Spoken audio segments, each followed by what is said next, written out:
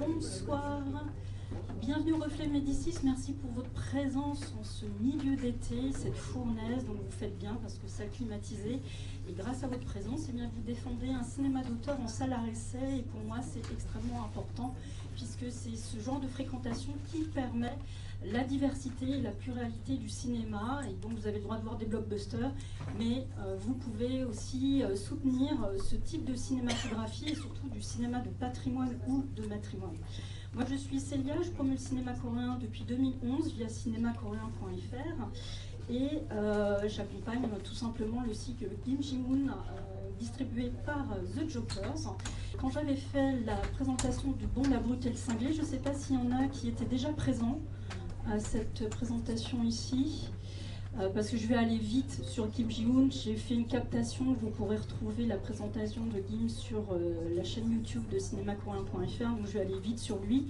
Je voulais surtout pour Bittersweet Life faire un focus sur la direction artistique en la personne de Yoo Sung-gi, parce que pour moi il est important de mettre en lumière le travail des femmes dans un univers extrêmement masculin qui est l'industrie cinématographique, mais encore plus dans le cinéma de genre. Et vous allez tout de suite comprendre pourquoi. Donc là, vous allez retrouver toutes les informations. Vous avez le droit de faire des photos, hein, si vous voulez, parce que vous allez voir, il y a des petits liens en rose. Avec la reconnaissance intelligente de votre smartphone, ça peut activer et ça vous redirige vers les liens que j'ai intégrés. Donc vous pourrez retrouver la masterclass de Kim Ji-woon à la Cinémathèque qui parle justement de Bittersweet Life. C'est pour ça que je ne vais pas m'étendre sur lui, sa vie, etc. J'ai remis toutes les dates, etc. Vous avez notamment la petite mention de la génération 386, je vous en reparlerai quelques secondes après. Toute sa petite filmographie pour que vous puissiez visualiser, c'est son 4e long métrage. Ce que vous avez en vert, c'est le nombre d'entrées au box-office coréen. Donc pareil, vous pourrez retrouver toutes les informations rapidement. Mais il n'a pas fait que des longs métrages, hein. Il a fait aussi des séries, des courts métrages, des films pour des plateformes avec plus ou moins de succès. Et c'est ce pourquoi je voulais ce soir faire un focus, c'est pour vous parler de cette grande dame du cinéma coréen, l'une des artisans les plus chevronnés puisqu'elle travaille depuis plus de 25 ans dans l'industrie du cinéma coréen et ça n'a pas été sans mal. Il y a eu un superbe coffret coréen qui est sorti avec un très beau commentaire audio de Kim Ji-woon avec son directeur photo et elle, sauf que malheureusement dans ce coffret n'a pas été mis une piste sous-titres anglais et encore moins française. Du coup, je me suis fait toute la retranscription pour vous mettre quelques verbatims dans cette présentation. Donc là, vous connaissez son travail, si vous ne connaissez pas son visage ou son nom, moi je l'appelle la reine des papiers cadeaux et des emballages. Donc je vous ai mis des petites icônes en bas de sa filmographie. Vous allez tout de suite connaître All Boy notamment, ça fait partie de cette esthétique qui marque fortement. Et donc il y a quelque chose qui revient très régulièrement dans l'imaginaire et l'imagination de Yoo Sung-gi, c'est le conte Alice au Pays des Merveilles. Donc c'est vraiment quelque chose qui est un fil rouge, un fil conducteur dans son travail, parce qu'elle envisage comme ça sa façon d'approcher les films. C'est la petite frontière ténue qu'il y a entre le réel et le fantastique. Pour moi, la définition de la direction artistique, c'est un peu la backstory visuelle des personnages, en envoyant au public des petits messages subliminaux par les décors, les costumes, les accessoires, ce qui fait toute la caractérisation non humaine et 3D. Elle se réfère beaucoup dans son mantra artistique à ce que disait Robert Boyle, il faut avoir les mains d'un artisan, le cœur d'un artiste et l'esprit d'un designer. Là, je vous ai mis un petit peu son parcours, avec une petite photo d'époque qui Honggi dans les années 80, donc c'est pour que vous voyez à quoi ressemblait le quartier étudiant où elle était quand elle avait 20 ans. Et donc son petit parcours universitaire, alors souvent les Coréens ont cette réputation de faire des études très longues et de commencer leur carrière professionnelle très tard, et c'est avéré. Elle a commencé effectivement tard, mais c'est parce qu'elle a fait des très longues études.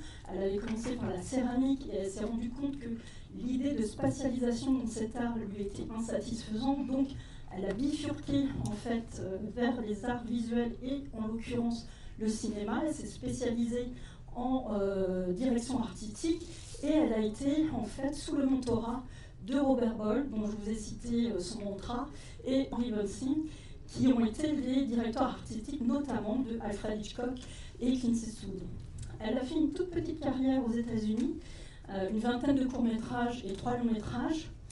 Et elle s'est posé la question, en fait, si elle devait revenir en Corée du Sud. Elle avait des très mauvais échos à l'époque, mais c'est en voyant certains courts-métrages qu'elle s'est décidée. Parmi les influences, je vous ai mis tout en bas les cinéastes qui m'ont compté dans son imaginaire. Je suppose que vous allez les reconnaître.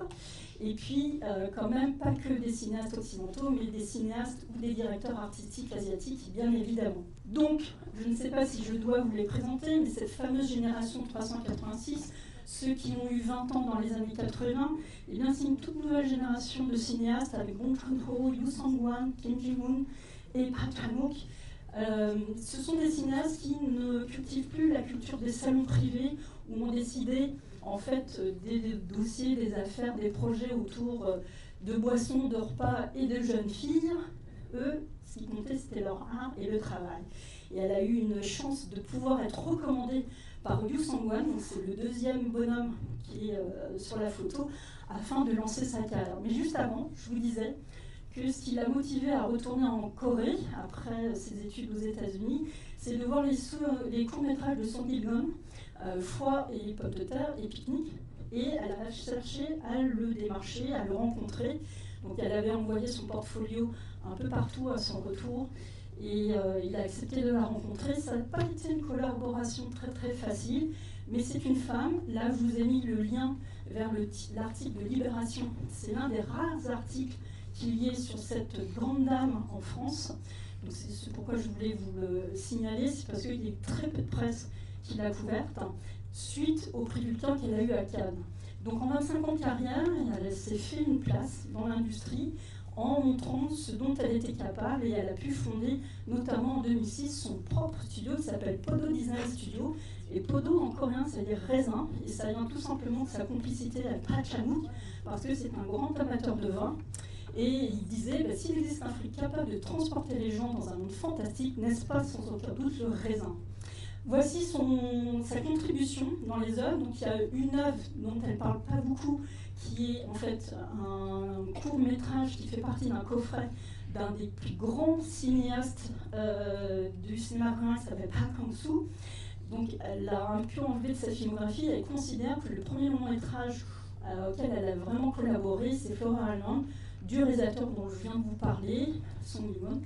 Et pareil, là je vous ai relis les titres, vous voyez tous les films auxquels elle a contribué, ce sont ceux dont vous avez entendu parler, qui ont signé le renouveau du cinéma coréen dans les années 2000. Et pareil, en vert, vous avez le nombre d'entrées au box-office coréen. Là, vous reconnaissez The Host, vous reconnaissez First, Mother par exemple. Je vous ai mis quelques petits verbatims justement d'entretien ou de bonus de coffret.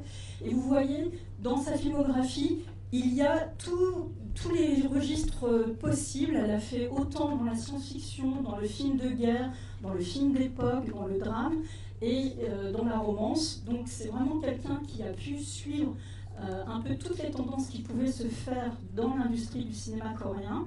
Donc pareil, vous pouvez cliquer sur les petits liens roses, et j'ai fait un dossier sur la science-fiction coréenne pour que vous puissiez connaître aussi ce genre qui n'est pas très bien distribué, pas très bien connu. Dernièrement, en fait, elle a étendu son expertise, surtout sur les séries, donc peut-être que vous êtes abonné à des plateformes, et des courts-métrages ou des clips. Donc là, elle a participé au clip de RM, je vous ai mis le petit lien YouTube, mais aussi, elle s'est amusée à faire la direction artistique d'un concert du groupe Balling Tiger. Pareil, je vous ai mis le petit lien.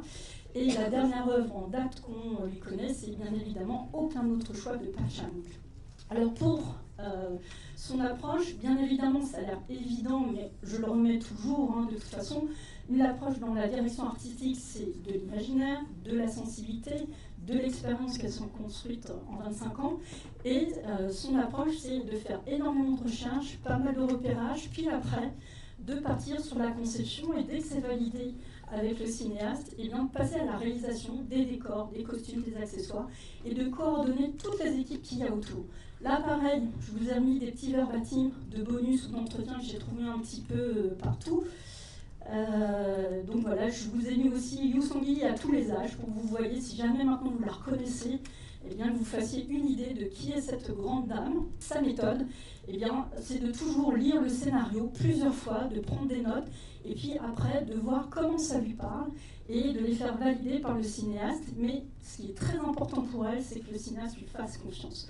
Vous avez donc Bong Joon-ho qui a une vision extrêmement précise et il ne veut pas en déroger. Ce qu'il a en tête doit se retranscrire à l'image. Aux antipodes, Park Chan-wook qui est juste dans une idée et puis on va construire ensemble. Et quand on lit les entretiens, on sent qu'elle est plus à l'aise dans la démarche avec Park Chan-wook notamment. Et c'est pourquoi c'est aussi une des collaborations les plus longues de l'histoire. Petit plaisir coupable, peut-être vous ne le savez pas, mais c'est une grande fan de Hong Sang-soo. Elle adore ses films, mais elle ne se voit pas du tout faire sa direction artistique parce que justement, le parti pris de Hong, c'est un cinéma du dénuement. Donc la sophistication de Yoo Sung-hee ne serait pas du tout appropriée. Pareil, je vous ai mis des petits verbatims d'entretien. Et donc là, qui ont égrené toute sa filmographie. Donc pareil, vous avez le droit de faire des petites photos et vous pourrez les retrouver après avec la captation sur YouTube. Et puis il y en a une qui m'a beaucoup amusée, notamment, c'est pour comprendre son caractère, c'est quand on emprunte un chemin sans précédent, il ne faut pas trop réfléchir, il faut simplement aller de l'avant. Parfois, il faut aussi savoir faire de la sourde oreille. C'est d'ailleurs pour cela qu'on le surnomme Sajong. Donc Sajong, c'est le petit monstre que vous avez. Je vous ai mis la chaîne YouTube où vous retrouvez des extraits vidéo de ce petit personnage. Et puis, eh bien, Bittersweet Life est parmi ses films préférés.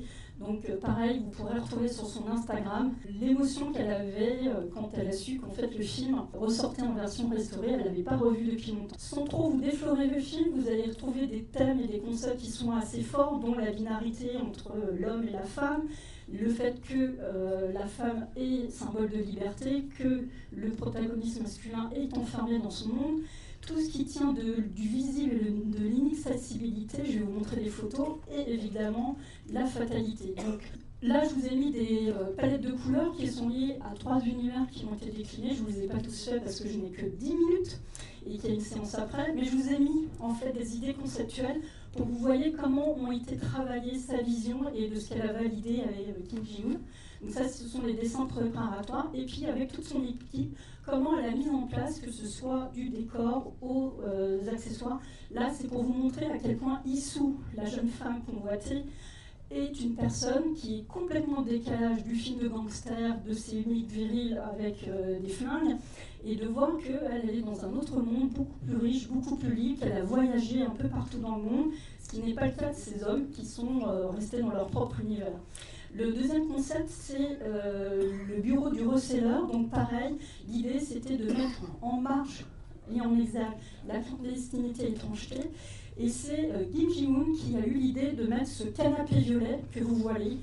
C'est pas du tout Yoo Sung-hee, et ils sont partis là-dessus. C'est de préparer un contraste avec cette espèce de fatras très hétérogène. Et troisième et dernier concept, évidemment, le Sky Lounge, la Dolce Vita, les petites intentions, ce rouge tout de suite qui a été validé dès le départ à la lecture du scénario. Le rouge est souvent symbole donc de sang, de fatalité, mais aussi de l'amour. C'est là que commence et se termine le film, donc je vous ai mis quelques intentions. Et deux concepts assez forts, c'est tout ce qui est visible, mais qui est inaccessible pour Sung-woo, le protagoniste. Donc vous allez voir beaucoup de cloisons, de grilles, de choses qui en fait le ferment, l'isolent, notamment de Issou, la jeune femme. Et j'aime beaucoup ce travail visuel sur effectivement de comment il est séparé physiquement du reste du monde. Deuxième concept est la fatalité. Eh bien, vous voyez ces petits motifs, ce sont en fait ces carrés, c'est pour vous dire qu'il est dans un espace de claustration, et ces grandes lignes droites que vous avez, eh bien, c'est une impasse qui fait qu'il ne peut pas aller au-delà. Et je voulais quand même vous montrer toutes les collaboratrices de Yoo Sung-hee, parce qu'il y a de plus en plus de femmes maintenant à travailler à la direction artistique. Elle a réussi à mettre en avant.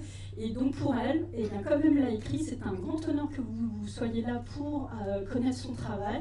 Je vous souhaite une bonne séance. Et si jamais vous avez du temps, on ira boire des coups en face, parce qu'il y a une séance après. Donc il faut qu'on commence à l'heure. N'hésitez pas à venir me voir, je serai disponible à la sortie du cinéma. Bon film!